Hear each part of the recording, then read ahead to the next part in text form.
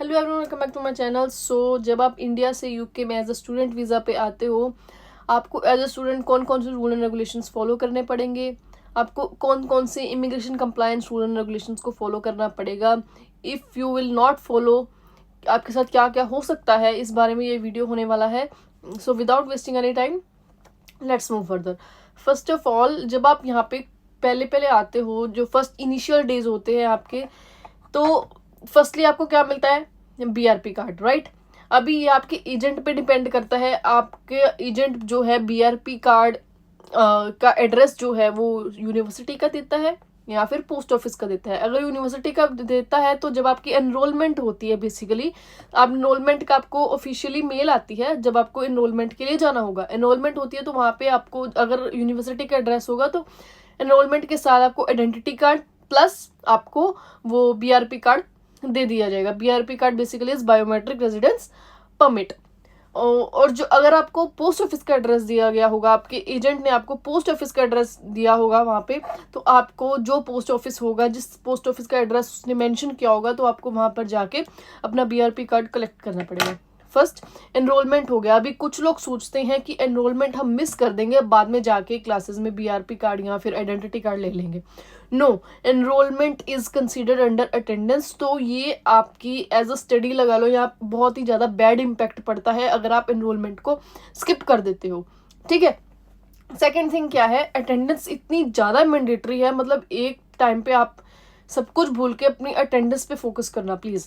क्योंकि अगर आप 1 या 2 क्लासेस स्किप कर देते हो देन नॉट एट ऑल, कोई इशू नहीं होता है। ऐसे अगर आप कॉन्टिन्यूसली 3 क्लासेस आपने अगर स्किप की है 1 मंथ में, अगर आपने 3 क्लासेस स्किप की है 1 वीक वहाँ पे, फिर नेक्स्ट वीक, फिर उससे नेक्स्ट वीक, तो क्या है, आपको यूनिवर्सिटी कुछ बोलेगी नहीं, आपको लेक्चरर्स कुछ बोलेंगे नहीं, प्रोफेसर्स कुछ बोलेंगे नहीं आपको। आपका जो है अटेंडेंस कहाँ पे जाके रिकॉर्ड होता है पता है आपको?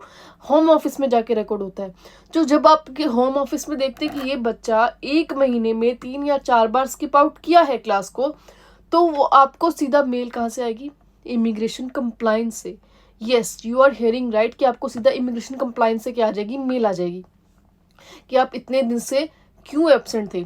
अगर आपका कोई वैलिड रीज़न होगा, जैसे कि कोई मेडिकल कंडीशन है, आपको विद प्रूफ वो क्या करना पड़ेगा? मेंशन करना पड़ेगा। विदाउट प्रूफ आपके रीज़न को टर्मिनेट कर दिया जाता है। Please keep it in your mind that you don't need to absent from your classes. Okay, this will badly impact on your next extension of visa also. Okay, तो ये चीज़ आपको ध्यान में रखनी है कि विदाउट रीज़न आपने एब्सेंट नहीं होना है। अगर आप होते हो तो ये चीज़ आपकी यूनिवर्सिटी में as well as immigration compliance में रिकॉर्ड में आ जाएगा कि ये बच्चा जो है अपनी स्टडी को लेके सीरियस नहीं है, ठीक है। तो उसके बाद आपके आगे वीज़ा पे क्या इम्पैक्ट पड़ता है, then you know better than me. Okay, further उसके बाद क्या है, आपको एक मेल मिलेगी, ठीक है। ये जो मेल होती है नॉर्मल मेल नहीं होती है, वो यूनिवर्सिटी के द्वारा प्रोवाइड लॉगिन किया जाता है वो मेल, ठीक है। हर एक स्टूडेंट का एक डिफरेंट मेल जो है यूनिवर्सिटी क्रिएट करती है। उसी ईमेल पे आपको सारी तरह की नोटिफिकेशंस आती हैं। आइदर अगर आपको इमिग्रेशन कंप्लायंस से आ रही है, कोई वीज़ा टीम से आ रही है, या फिर कोई किसी भी डिपार्टमेंट से आ रही है अंडर द यूनिवर्सिटी, जो वो है वो आपकी उसी मेल पे आएगी। जो नॉर्मल जीमेल्स होती है ना, जो हम क्रिएट करते हैं गूगल अकाउंट वाली, वो नहीं, उस पर कुछ नहीं आता है, ठीक है। अगर आप उस पर ढूंढने की भी कोशिश करते हो देन वर्थलेस, कुछ नहीं आएगा उस पर। अगर आपको नहीं पता है उस मेल का, आप यूनिवर्सिटी में जाओ, प्रोफेसर से पूछो, स्टूडेंट सर्विस होती है वहाँ पे जाके पूछो कि मुझे ऐसे ऐसे करके पता नहीं लग रहा है, तो आपकी बकायदा वो ऐप इंस्टॉल करके देंगे। ऐप इंस्टॉल करने के बाद वो जीमेल को भी लॉगिन करके देंगे। ऐसा कुछ नहीं है कि आपको बताया नहीं जाएगा। जीमेल आपकी माइक्रोसॉफ्ट पे हो सकती है, आउटलुक पे हो सकती है, किसी भी प्लेटफॉर्म पे वो हो सकती है, ठीक है। तो आपको उसी मेल पे ही सारी नोटिफिकेशंस वगैरह चेक करनी है, एब्सेंट की, प्रेजेंट की, everything. All right, so after that एक आप किसी भी यूनिवर्सिटी में हो, फॉर एग्जांपल आप ब्रैडफोर्ड में हो, या फिर आप किसी ऐप होता है वो उस यूनिवर्सिटी का, जो आपको अपने फ़ोन में लॉगिन करके रखना पड़ता है, ठीक है। वो वहाँ पे स्टूडेंट नंबर वगैरह पासवर्ड आपको फिल करना पड़ता है, तो वो आपका लॉगिन पेज खुल जाता है। वहाँ पे जाके आपकी सारी ऑनलाइन क्लासेस, आपके लेक्चर्स कब कब हैं, आपकी ऑफलाइन क्लासेस, या फिर आप की जो है असाइनमेंट्स का सब कुछ वहाँ पे दिया जाएगा, ठीक है। तो अगर आप उस ऐप को इंस्टॉल नहीं करते हो तो आपको कोई भी इंफॉर्मेशन मिलना बेसिकली इज इम्पॉसिबल। सो आपको उस ऐप को लॉग इन करना बहुत नेसेसरी है। हर एक यूनिवर्सिटी का अपना डिफरेंट ऐप होता है, तो उस ऐप को आपको अपने फ़ोन में परमानेंटली रखना ही रखना है। आफ्टर दैट फिर उसके बाद क्या है, आपको सारी असाइनमेंट्स जो है वो आपको बनानी पड़ती हैं। एक स्पेसिफिक टाइम पीरियड हर एक प्रोफेसर देता है, उस टाइम पीरियड के अंदर आपको क्या बनानी पड़ती है, असाइनमेंट्स बनानी पड़ती है, जिसके बेस पे आपके मार्क्स डिसाइड होते हैं। ठीक है, तो असाइनमेंट्स में पास होना very very very necessary important. अगर आप नहीं पास होते हो, आपको 2 चांसेस दिए जाते हैं, 3rd चांस में आपको डायरेक्टली फेल डिक्लेयर कर दिया जाता है। ठीक है, रीसबमिशन चांसेस जिसे हम बोलते हैं, तो वो उसमें पास होना आपको बहुत ज़रूरी है। वो कैसे पास होना है, एक हार्वर्ड रेफरेंसिंग होती है। हार्वर्ड रेफरेंसिंग जो है हर एक यूनिवर्सिटी की अलग अलग होती है। जैसे कहीं गूगल स्कॉलर से करते हैं, कहीं कहाँ से करते हैं, तो वो आपको अपनी यूनिवर्सिटी की हार्वर्ड रेफरेंसिंग समझनी पड़ेगी। जाके लाइब्रेरी से समझ सकते हो आप, या फिर कहीं से भी समझ सकते हो। ठीक है, तो हार्वर्ड रेफरेंसिंग समझ के अपने प्रोफेसर से अच्छी तरह से करके कम्युनिकेट, तो आपको असाइनमेंट्स बनानी पड़ती हैं। तो उस चीज़ का आपको बहुत ध्यान रखना है कि आपको अपनी असाइनमेंट्स में कैसे भी करके पास होना ही होना है। अगर आप नहीं होते हो तो हो सकता है आप फर्स्ट रीसबमिशन में क्लियर हो सकता है सेकंड में, थर्ड में तो टाटा भाई। तो जो सबसे मेन एग्जाम होता है यूनिवर्सिटी का, वो होता है डेजर्टेशन या फिर कंसल्टेंसी प्रोजेक्ट। ऑलराइट, सो आपके ऊपर डिपेंड करता है आपने डेजर्टेशन जो है, अगर आप डेजर्टेशन में फेल हो जाते हो ना, तो आप ये समझ लो आपके लिए बहुत बड़ी हर्डल्स क्रिएट होने वाली हैं। तो डेजर्टेशन आपको 100% देना है। वो कितने भी वर्ड्स का हो सकता है, 35,000 वर्ड्स, या कहीं पे भी कैसे करके आपकी यूनिवर्सिटी पे डिपेंड करता है कि आपको कौन से कितने वर्ड्स की डेजर्टेशन दी जाती है। ठीक है, तो वो बहुत ही टफ भी होती है, इजी भी बोल सकते हो आप। ठीक है, तो उसके बारे में आपको अच्छे से प्रिपेयर करना है, उसकी अच्छे से क्लासेस लगानी है, रिसर्च प्रपोजल्स को अच्छे से बनाना है आपको, जिसके बेस पे डेजर्टेशंस वगैरह बनती हैं। ठीक है, उसके बाद प्रपोजल बना दिया, पोस्टर्स बनाने हैं अच्छे से, तो उसके बारे में मैं अलग से आपको गाइड करूंगी कि आप रिसर्च प्रपोजल्स, पोस्टर्स और डेजर्टेशन पे कैसे वर्कआउट करोगे, जिससे आपके मार्क्स जो है अच्छे गेन हो सकते हैं। ऑलराइट, सो ये चीज़ों पे आपको बहुत अच्छे से ध्यान रखना है। हार्वर्ड रेफरेंसिंग को अपनी लाइब्रेरी में जाके अपने ट्यूटर से पूछो, अपने सबसे पूछ सकते हो आप चाहो तो यहाँ पे अब्रॉड में ट्यूशन क्लासेस भी ले सकते हो, जो भी प्रोफेसर पढ़ाते हैं या कैसे, लेकिन उनकी जो कॉस्ट है वो सम पीपल कैन अफोर्ड और some people can't afford. So better है कि आप अपने लाइब्रेरियन या फिर प्रोफेसर से अच्छे से कम्युनिकेट करके डिस्कस करो।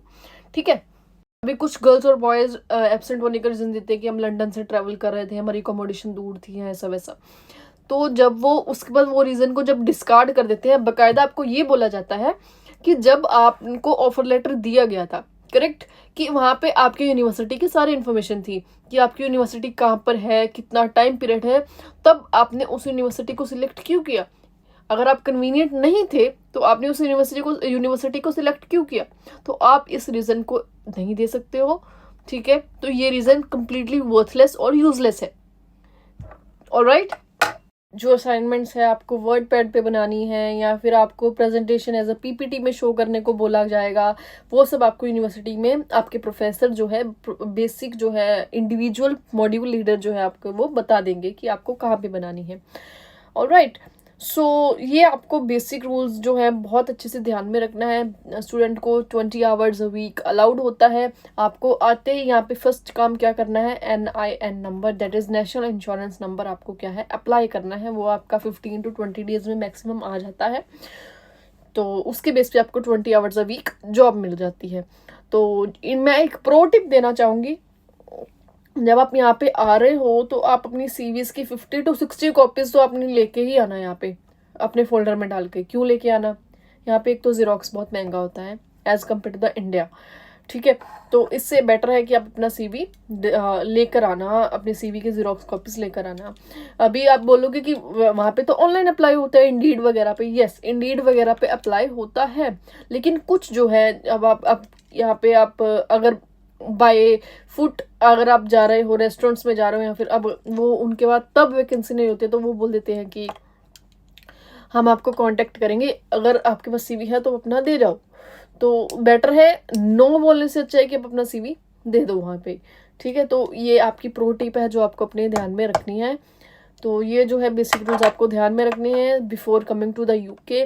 थोड़ा सा प्रिपेयर होके आओ, रिसर्च ऑन करके आओ, तो आपके लिए और हमारे लिए गूगल मैप्स, यहाँ पे हर कोई कहाँ पे रिलाई करता है, गूगल मैप्स पे। तो अपनी मैप्स जिनको नहीं आते हैं अच्छे से चलाने, या फिर कैसे गूगल मैप्स पे आप अच्छे से डायरेक्शंस वगैरह नहीं देख पा रहे हो, तो इंडिया में बेटर है कि आप अच्छे से प्रैक्टिस करो। ठीक है, अपने किसी बड़े बंदे को मतलब घर के इंसान को लेके जाके अपने मैप्स की डायरेक्शंस वगैरह समझ के आप अपने प्रैक्टिस कर सकते हो, जिनको मैप्स चलाना नहीं आता है वो। So that was the video. I hope this video is very informative for you, and I believe that this video is very informative. If you're gonna like this video, then please do like, share, subscribe, and press the bell icon to never miss an update. So see you soon in next video. Until then, stay blessed, take care, bye bye, stay safe.